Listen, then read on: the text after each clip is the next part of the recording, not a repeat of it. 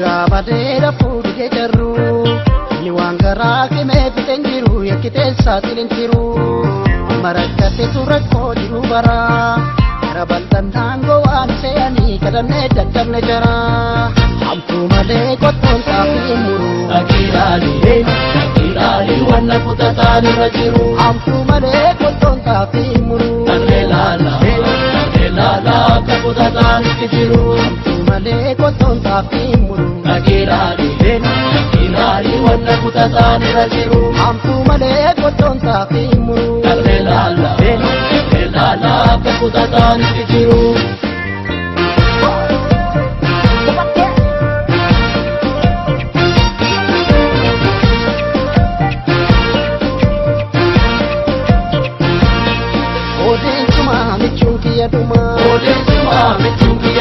Shibala koko madin barrese anumasitu wafejari nurradese Oden shimala gade namaganti Shimala koti kindanesu Adilafini diragan sibiranesu Shibala koko mambarese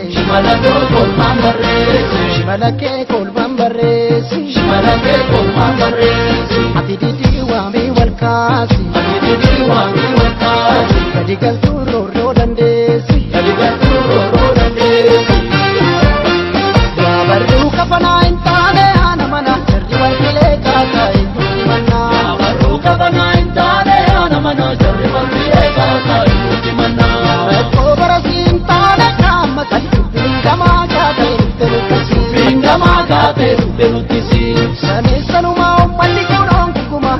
kale no terukuma Sane sanuma umali kunong kukuma kale no terukuma Ibu yusa tirnu masadu basa Chite gadon bikite akada korsa Kale sagal gala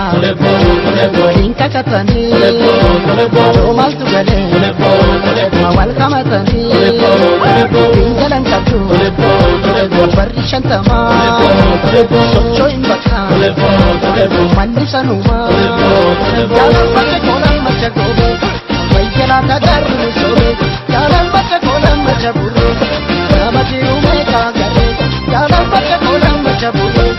Wayyala tagar musobe Jalan baca kolam maca bulu Namati ume kagare Jalan baca kolam maca gobe Wayyala tagar musobe Jalan baca kolam maca bulu Namati ume